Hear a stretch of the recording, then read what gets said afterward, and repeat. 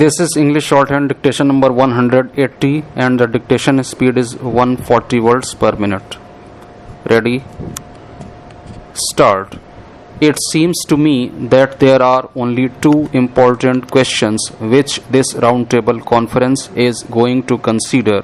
One question is whether India should have responsible government, and the second question is to what people that government should be responsible.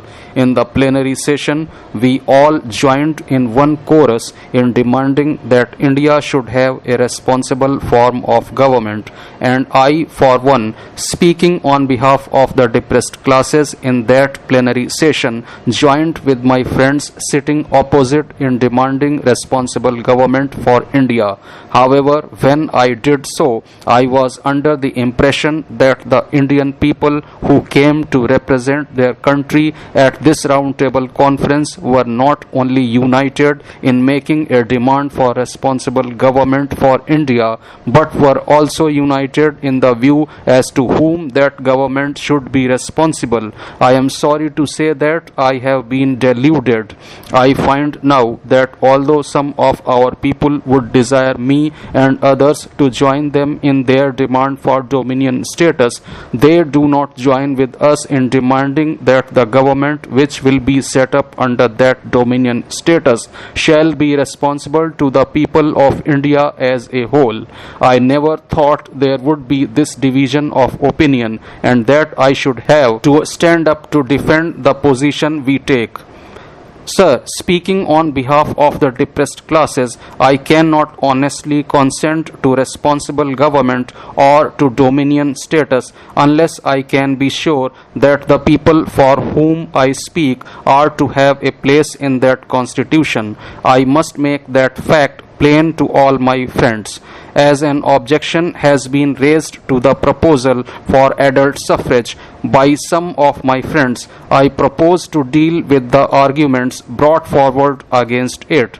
One of the arguments brought forward was that we should follow the precedent laid down in this country, that adult suffrage should be reached by stages.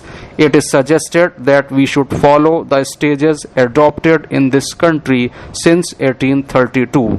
Those who take their stand on the political history of enfranchisement in this country seem to think that there was some philosophical course of action thought out by the English people in devising the steps that were taken by them in enfranchising the people from 1832 onwards. I do not know whether those who use that argument believe that there was any philosophical belief behind that fact, but I should like to point out to my friends who base their arguments upon this fact that if you read the political history of England, you will find that not only was there no philosophical belief which determined the stages that were taken by the British people, but the question of franchise was treated in this country as a mere matter of party politics.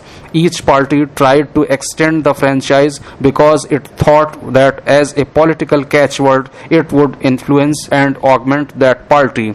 Perhaps that will be news to my friend who used that argument with satisfaction to himself, feeling that he is placing an insuperable obstacle in our path. We will be perhaps pleased to find that one of the great steps in the political enfranchisement of the people of England was taken by a conservative government in this country and not by the liberals or the radicals. The second thing I should like to point out to my friend is this. Does he really mean to tell us that because the franchise in this country was limited, the government produced under that franchise was a good government, the object of which was the welfare of the people and the prosperity of the masses? Is that the inference he wants to draw from that fact? Surely that is not the case. If my friend only takes the trouble of reading the social and political history of England, he will certainly find that the unreformed parliament was not a blessing to anyone.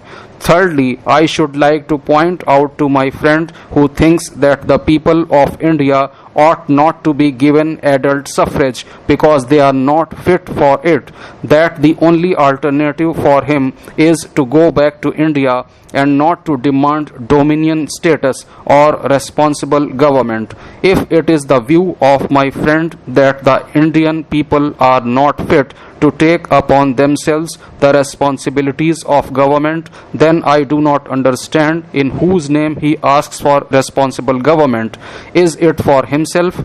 The only argument in favor of responsible government and in favor of dominion status is the assumption which must constitute the basis of any such argument, that the people of India are fit to undertake the responsibility of government. If my friend does not believe that the Indian people are capable of exercising that responsibility, then the only conclusion is that the Indian people cannot have dominion status and cannot have responsibility. The second argument that was brought forward was that although adult suffrage may be an ideal, it cannot be brought into effect at the present moment because we do not have the machinery to give effect to it. Now I have great sympathy with that argument, but I should like to point out that there are considerations in opposition to that view. Let us understand what the franchise does really mean. Surely the franchise does not mean a mere matter of the ballot box, does not mean a mere matter of polling booths and the placing of polling officers there. The franchise means something more vital than that. Sir, as I understand it, to me the suffrage and the franchise are nothing else but the right of self-defense. It means that you will create a legislature which will have the amplest power of passing laws which will affect the life, liberty and property of the people. If your legislature is going to have that power of affecting your life in these most vital matters, then surely every individual who is going to be subject to that legislation ought to have the power to defend himself against laws which will probably in the circumstances invade his liberty, his life and his property. It is not a mere question of the ballot box. It is not a mere question of polling booths. If I understand the franchise, I understand it to be the right to regulate the terms of what one might call associated life in society. That is the essence of the franchise.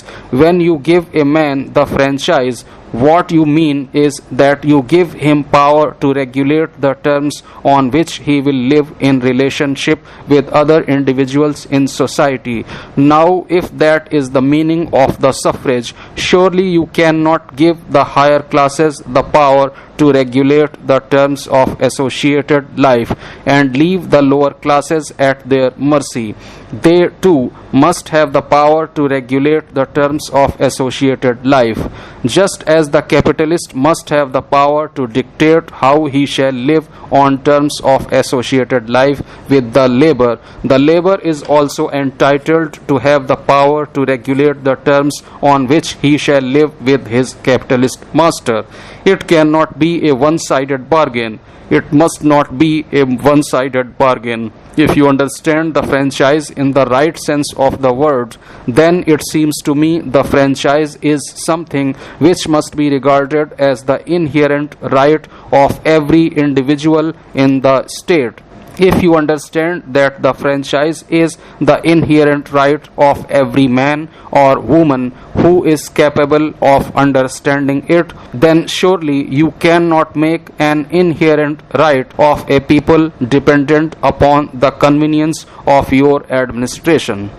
My friend used the argument that we must not have adult suffrage because we shall not have polling booths and polling officers. I should like to remind him of what would be the situation if he were told that he had been wronged by an individual, that he had a good case, but that he could not be given redress because we had not sufficient judges in the High Court. How would he like that position?